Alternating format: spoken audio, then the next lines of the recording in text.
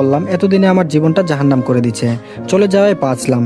আর এর মধ্যে চলতে থাকে আমার জীবন। কলেজে যাওয়া, মাঝে মাঝে ঘুরতে যাওয়া, বাড়িতে মাঝে মাঝে কোনো কাজ করা, দেখতে দেখতে 2 মাস চলে যায়। এখন আঙ্কেল আন্টি আমাকে নিজের সন্তানের মতোই মনে করেন।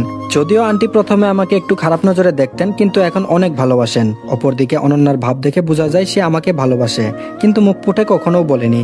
যদিও আমি ওর প্রতি অনেকটা দুর্বল হয়ে পড়েছি, কিন্তু তা কখনো বলা যাবে না, কারণ আমার নিজেরও এখন কোনো অস্তিত্ব নেই। সেখানে ওকে নিব কিভাবে? যাক, অনেক কথা বলছি, এখন গল্পে ফেরা যাক। পরের দিন সকালে উঠে আমি সারপ্রাইজ, কারণ আঙ্কেল বলল ওনার সাথে আজকে অফিস যেতে হবে, যে কারণে আমি রেডি হয়ে নিলাম। আজকে আর কলেজে যাওয়া হবে না, তাই অনন্যা একাই চলে গেল। আঙ্কেল বলল চলো এখন। আমি বললাম আচ্ছা চলুন। আমি আর আঙ্কেল ওনার গাড়ি নিয়ে রওনা হলাম অফিসের দিকে। জ্যামের কারণে অফিসে পৌঁছাতে একটু লেট হয়ে যায়। আঙ্কেল ম্যানেজার সাহেবকে বললেন আমাকে অফিসটা ঘুরিয়ে দেখাতে, তাই আমি ম্যানেজারের সাথে অফিসটা ঘুরে দেখলাম। অনেকের কাজের গতি স্লো, ঠিক মতো কাজ করছে না, কিন্তু আমি কাউকেই কিছু বললাম না, শুধু দেখে গেলাম। আর সম্পূর্ণ অফিস ঘুরে আঙ্কেলের রুমে পৌঁছে দেখলাম আঙ্কেল এখনো এখানেই আছেন। আমি বললাম আঙ্কেল, অফিসের লোকদের কাজের গতি অনেক স্লো। আঙ্কেল বলল ওদের কাজ সব সঠিকভাবে করা উচিত, বেতন তো অনেক বেশি দেওয়া হয়। আর এদিকে অনন্যা কলেজে চলে গেল, আর আড্ডার স্থানেও চলে গেল। তখন রীতা বলল কিরে আবির আসলো না কেন আজকে? অনন্যা বলল ওই বাবার সাথে অফিসে গিয়েছে। রীতা বলল আচ্ছা। অপরদিকে আমান সাহেব আবিরকে সব বুঝিয়ে দিচ্ছে, আর তিনি বলছেন এখন থেকে প্রায় সময় তুমি অফিসে আসবে, তাহলে আমিও একটু মুক্তি পাবো। কাজ বুঝিয়ে দেওয়ার পর আবির তার রুমে এসে ভাবতে লাগলো কর্মীরা তো ওদের কাজ ঠিক মতো করছে না, এর কারণ কি? না, আমাকে এই খোঁজ নিতে হবে, আর কাজ ঠিক মতো করলে আরো অনেক বেশি লাভবান হওয়া যাবে। যেই ভাবা সেই কাজ। আবির তখন বেশ কয়েকজনকে ডেকে নিল। আবির বলল আচ্ছা আপনারা আপনাদের কাজ ঠিক মতো করছেন না কেন? তখন কর্মীরা বলল আমরা পরিশ্রম করি অনেক, আর সেই তুলনায় অনেক টাকা কম পাই, আর অন্য ফ্যাক্টরিতে আরো ভালো টাকা পেতাম। আবির বলল আপনাদেরকে বেতন কত দেওয়া হয়? একজন কর্মী বলল 10,000 টাকা। শিট, এই কথা বলে টেবিলে একটা বাড়ি দিল, আর বলল আপনাদের সাধারণ স্টাফদের বেতন তো 15,000 টাকা, আর যারা আপনাদের উপরে তাদের বেতন 20,000, কিন্তু আপনারা পান 14,000। আপনারা যান, ন্যায্য মূল্য আপনারা পাবেন, আপনারা কাজে মন দেন। সকল কর্মীরা খুশি হয়ে তাদের কর্মস্থলে ফিরে গেল। তাদের এখন খুশি খুশি লাগছে, তারা কাজে গেল। তবে এখন আমার অনেক কাজ করতে হবে। কে এই সকল কাজ করেছে? আমি আঙ্কেলের রুমে গেলাম আর সবকিছু খুলে বললাম। তখন আঙ্কেল ম্যানেজার সাহেবকে ডাকলেন। আঙ্কেল বললেন সকল কর্মীদের বেতনের খাতাটা আমার কাছে নিয়ে আসুন। ম্যানেজার সাহেব বলল ইয়ে মানে আপনার খাতা দেখার প্রয়োজন নেই, ওগুলো তো আমার কাজ, আমাকে করতে দেন, শুধু শুধু আপনার কষ্ট হবে। আঙ্কেল বলল আপনাকে আনতে বলেছি। ম্যানেজার বলল আচ্ছা আনছি। এই বলে ম্যানেজার চলে গেল, আর কিছুক্ষণ পর আসলো খাতা নিয়ে। আঙ্কেল আমাকে বললেন দেখতে। আমি মিলিয়ে দেখলাম প্রায় 10 কোটি টাকার মতো হাতিয়ে নিজের নামে করেছে। এটা আঙ্কেলকে বলার পরে আঙ্কেল ম্যানেজারকে বললেন আপনাকে চাকরি থেকে বাদ দেওয়া হলো, আর যে সকল টাকা নিয়েছেন তা কোম্পানির অ্যাকাউন্টে দিয়ে যাবেন, না হলে আপনাকে পুলিশে দিতে বাধ্য হব। এটা বলার পর দেখলাম ম্যানেজার পকেট থেকে কি যেন বের করছে। পরক্ষণেই খেয়াল করলাম তার হাতে বন্দুক। তিনি সেটা বাহির করলেন, আর আঙ্কেলের দিকে যখনই মারতে যাবে তখন আমি আঙ্কেলের টেবিলে হাতের কাছে থাকা কাচের গ্লাস দিয়ে ম্যানেজারের দিকে ছুঁড়ে মারলাম। তখন ওই তার হাত থেকে রিভলভারটা পড়ে গেল, আর আমি তা নিয়ে তার দিকে তাক করলাম। আর এদিকে আঙ্কেলের ডাকে সিকিউরিটি এসে পড়েছে। আঙ্কেল পুলিশকে খবর দিলেন। কিছুক্ষণ পরে পুলিশ আসে এবং তাকে গ্রেফতার করে। যাওয়ার আগে আঙ্কেল তার অ্যাকাউন্ট থেকে কোম্পানির অ্যাকাউন্টে সকল টাকা ট্রান্সফার করে নিয়ে নিলেন। তারপর পুলিশ ম্যানেজারকে নিয়ে চলে গেল। সকল কর্মীরা অবাক, কেন পুলিশ এসেছে বা কি কারণে ম্যানেজারকে ধরে নিয়ে গেল। আমি গিয়ে বললাম আপনাদের যে ম্যানেজার ছিল সে আপনাদের টাকা কেটে কেটে তার অ্যাকাউন্টে জমা করতো, তাই তাকে ধরে নিয়ে গেছে। শুনেন, সকল স্টাফদের বেতন 15,000 টাকা, আর তাদের উপরে যারা আছে তাদের বেতন 20,000 টাকা। এই কথা শুনে সকল স্টাফ আনন্দে মেতে উঠল। আমি আরো বললাম এখন থেকে যদি ভালো মতো কাজ করেন তাহলে আপনাদের বেতন আরো বাড়ানো হবে। সকল কর্মী বলল এখন থেকে আমরা আমাদের সর্বোচ্চ দিয়ে কাজ করব, তাহলে যে যার মতো কাজে চলে যান। তখন সবাই যে যার মতো কাজ করতে লাগলো। সেদিনের মতো আমি আর আঙ্কেল বাসায় চলে আসলাম। আসতে রাত হলো, তাই আমি এবং আঙ্কেল ফ্রেশ হয়ে রাতের খাবারের জন্য খাবার টেবিলে গেলাম। আঙ্কেল বলল এখান তো নতুন ম্যানেজার লাগবে। আমি বললাম হোম। আন্টি আর অনন্যা বলল ম্যানেজার লাগবে মানে? আগের জন কই গেল? তখন আঙ্কেল সব খুলে বললেন। আমি বললাম পত্রিকায় বিজ্ঞাপন দিয়ে দেই, তাহলেই ম্যানেজার পাওয়া যাবে। আঙ্কেল বলল আচ্ছা ঠিক আছে। পরের দিন আঙ্কেল একাই অফিসে গেলেন, কারণ আমি আজকে কলেজে যাব, তাই আমরা দুজন মানে আমি আর অনন্যা কলেজে গেলাম। তারপর আর কি, প্রতিদিনের নেই আড্ডা দেওয়া।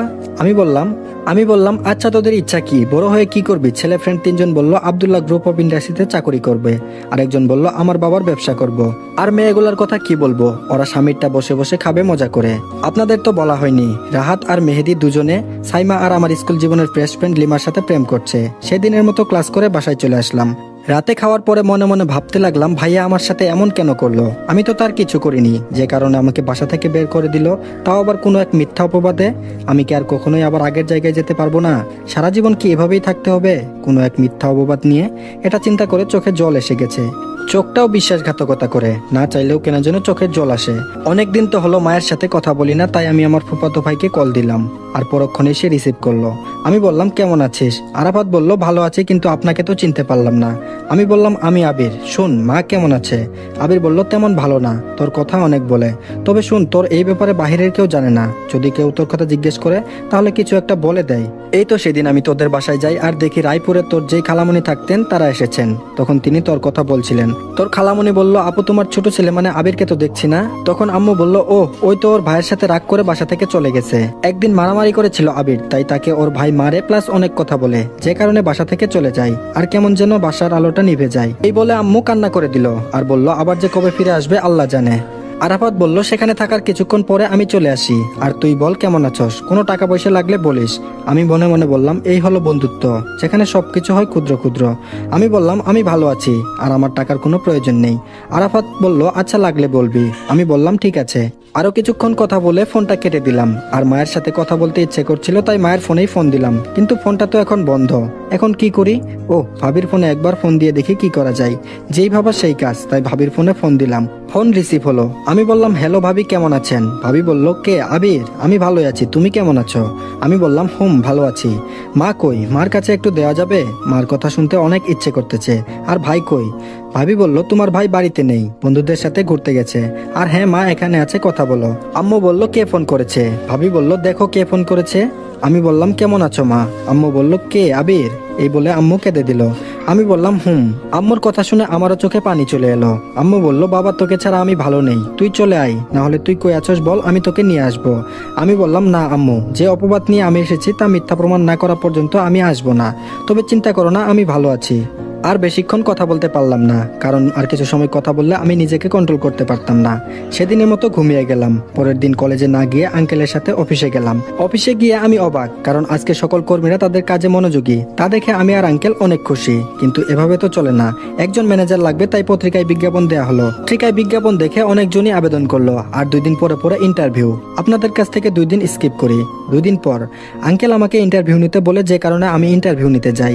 বলে রাখা ভালো আমি এক জায়গায় গিয়েছিলাম, যে কারণে আসতে একটু লেট হয়ে যায়। আমি গিয়ে 4th ব্যক্তিকে ম্যানেজারের পদ দিলাম। ও আপনারা তো বুঝতেই পারছেন না, চলেন ফ্ল্যাশব্যাকে যাই। এদিকে 8-10 জন লোক বসে আছে, কখন ইন্টারভিউ শুরু হবে। তো তারা একে অপরের সাথে কথা বলছে। প্রথম জন বলল আজকাল চাকরির যে অবস্থা, ঘুষ ছাড়া চাকরি খুব কষ্টকর। দ্বিতীয় জন বলল আমি 10 লক্ষ টাকা জমিয়ে রেখেছি ভালো কোনো চাকরির জন্য। তৃতীয় জন বলল এখন টাকাই সব, টাকা দিলে চাকরি হবে, না হলে নাই, আপনি চাকরি পেলে কি করবেন? চতুর্থ জন বলল সব জায়গায় টাকা দেখে না, অনেক জায়গায় যোগ্যতাও দেখে, আর আমি নিজের জন্য না, এই কোম্পানির জন্য যা করার করব, কেননা এর দ্বারা আমার জীবন চলবে, যে কারণে এখানে চাকরি হলে আমি আমার সর্বোচ্চ দিয়ে কাজ করব, এমনকি নিজের জীবনও দিয়ে দিব। পঞ্চম জন বললেন আমি এখানে কাজ করে নিজের জীবন গড়ব। আর কয়েকজন আরো অনেক কথা বলল, আর আমি ওদের সাথে বসে বসে ওদের কথা শুনছিলাম। তবে মাস্ক পরে থাকায় অফিসের কেউ চিনতে পারেনি। আরো একটা কারণ আছে, কেননা আমি অফিসে এর আগে মাত্র একদিন এসেছিলাম। তো উপরের বর্ণনা অনুযায়ী আমি যখন চতুর্থ ব্যক্তিকে সিলেক্ট করলাম, তখন কয়েকজন বলল আপনি না আমাদের সাথে ইন্টারভিউ দিতে এসেছেন? তখন আমি বললাম আমি আপনাদের ইন্টারভিউ নিতে এসেছিলাম, আর ওর কথা ঠিক আছে, যে কারণে তাকে সিলেকশন করেছি। আমি তাকে নিয়ে গেলাম আঙ্কেলের রুমে, আর সব কথা বলে তাকে অ্যাপয়েন্টমেন্ট লেটার দিলাম, আর বললাম কালকে থেকে ডিউটিতে আসতে। পরের দিন আঙ্কেল আর অফিসে গেল না, তাই আমি একাই গেলাম অফিসে। ধরতে গেলে আমিই বস। আমি অফিসে বসেছিলাম। অয়ন বলল স্যার আসতে পারি? আমি বললাম আসো, ওখানে বসো। অয়ন বলল ধন্যবাদ স্যার, আমার কি কাজ করতে হবে বলেন। আমি তাকে সকল কাজ বুঝিয়ে দিলাম। এখন বলেন তো অয়নকে? অয়ন হলো একজন নতুন ম্যানেজার, যাকে কালকে নিয়োগ দেওয়া হয়েছে। আজ কয়েক মাস পর আমার প্রথম বর্ষের ফাইনাল এক্সামের রেজাল্টের পরের দিন অনন্যাদের বাড়ি থেকে বের হয়ে অজানা গন্তব্যে পা বাড়িয়েছি। আপনারা তো বুঝলেন না কেন বের হলাম, তা না হয় পরে জানবেন। ভাবছিলাম কেন আমার সাথেই এমন হয়, আমি কি এমন করেছি যে মিথ্যা অপবাদে বাসা থেকে বের হওয়া লাগলো। আর এদিকে আমার ভাই রাজ মনে মনে বলে আমি অনেক বড় ভুল করেছি, কিন্তু তুই তো আমার আপন কেউ না, যে কারণে তোর সাথে এমন করেছি। কিন্তু তুই তো আমার আপন কেউ না, যে কারণে তোর সাথে এমন করেছি। আমি চাইনি এই বিশাল সম্পত্তির অধিকারী অন্য কেউ একজন হোক, আর আমার এই পাপ জীবনে ক্ষমার অযোগ্য। জান্নাত মনে মনে বলল আবির আমি তোমাকে এখনো অনেক ভালোবাসি, কিন্তু আমি কি করব? তখন তো আমার করার কিছু ছিল না, আমার কোনো দোষ ছিল না। কয়েক মাস পর আজকে অনন্যাদের বাসা থেকে বের হয়ে অজানা গন্তব্যে হেঁটে চলেছি। তো কয়েক মাস আগের ফ্ল্যাশব্যাকে ঘুরে আসি কি কি হয়েছিল। ওই নতুন ম্যানেজারকে কাজ বুঝিয়ে দিয়ে বাসায় আসলাম। আজ শরীরটা ক্লান্ত লাগছিল, যে কারণে বাসায় এসে ফ্রেশ না হয়ে শুয়ে পড়ি।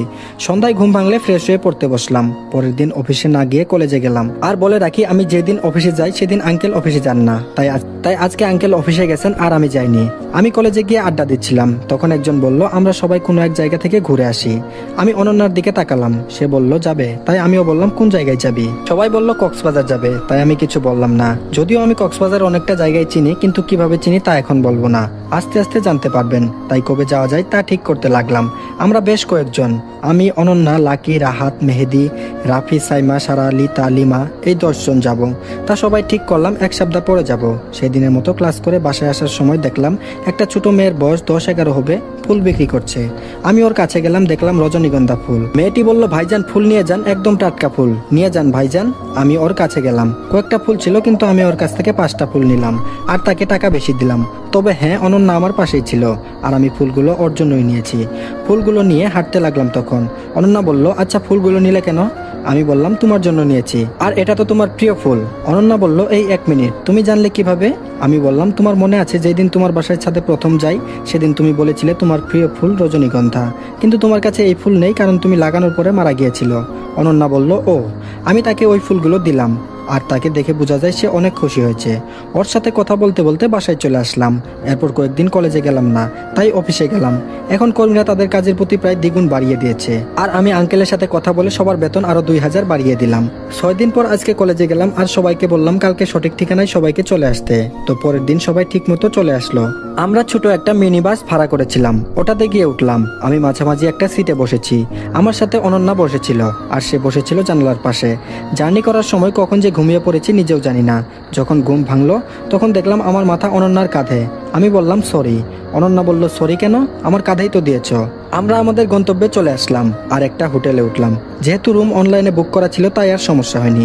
এক রুমে 2 জন করে, মেয়েদের 4টা আর ছেলেদের 2টা। আমরা রুমে গিয়ে ফ্রেশ হয়ে নিলাম, তারপর দুপুরের খাবার খেলাম, তারপর এক ঘুম। তার আগে প্ল্যান ছিল কালকে বের হবো ঘুরতে। অপরদিকে আগে যেই কলেজে পড়তাম ওখান থেকে বাস এসে থামলো হোটেলের সামনে, কেননা তারা কলেজ থেকে 3 দিনের বনভোজনে চট্টগ্রাম এসেছে। তাদের এখানে আসতে বিকাল হয়ে যায় আর যে যার মতো রুমে চলে যায়।